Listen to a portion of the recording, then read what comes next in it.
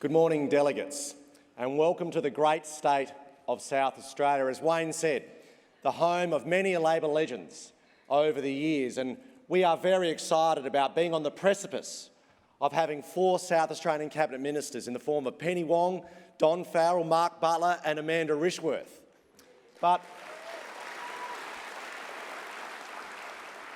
South Australia has produced many political leaders over the years who every time they speak, they just win votes for Labor. And I want to particularly acknowledge Christopher Pyne for his contribution to that noble cause.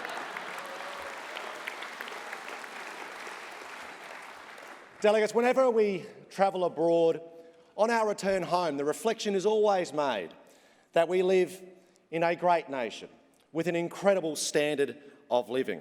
We enjoy a peaceful existence that is envied across the globe. And often when we think about our standard of living, people think about the statistical representation through the GDP per capita. But there's another measure which I feel is far more appropriate, far more telling, and that is the measure of standard of living called the Human Development Index. It is measured by the UN on an annual basis. It's a composite statistic taking into account a number of measures, including health and education indicators like life expectancy and average years of schooling, while also taking into account gross national income. The index brings all these measures together and ranks every single country around the world. And out of 189 nations in the world, do you know where Australia sits? Third. Third out of 189.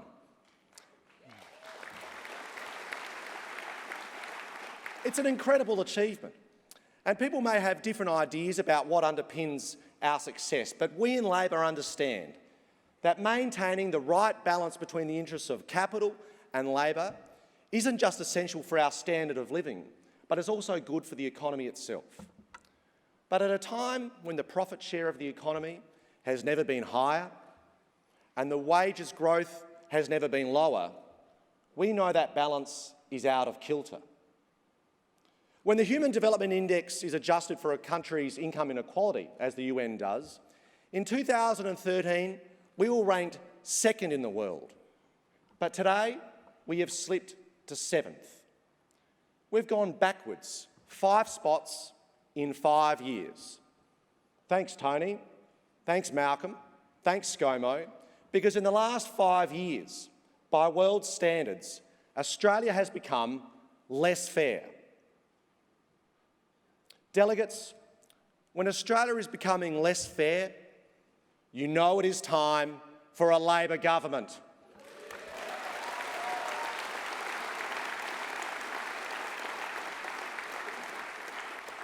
See, when we're coming back home on the plane and we get that feeling about being able to call Australia home, it isn't just because of something that you can measure in a statistic or read on a spreadsheet.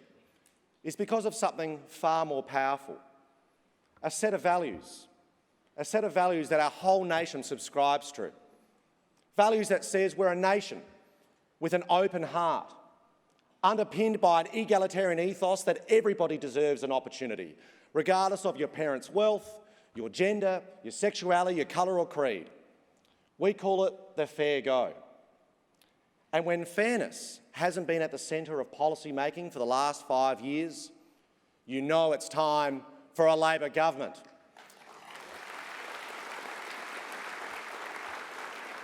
And right here in South Australia, when we get criticised for our push into renewable energy and our current Prime Minister walks into the Parliament waving around a lump of coal to demonstrate his point, well then you know it's time for a new Prime Minister.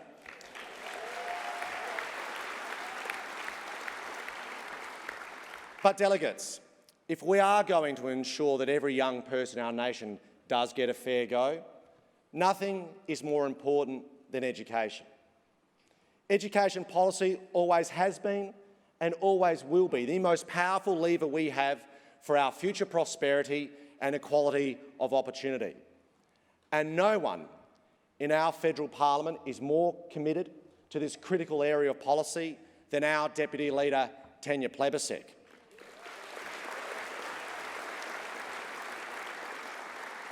Thankfully, on our side of politics, women are not rare. So Tanya doesn't stand out because she is a woman. She stands out because she is a person who cares. We all know, and increasingly the whole nation knows, that our deputy leader is a fundamentally decent person who cares about people. And her Labor values drive her to work day in, day out for people. These aren't just the attributes of a deputy leader. These are the attributes of a deputy Prime Minister.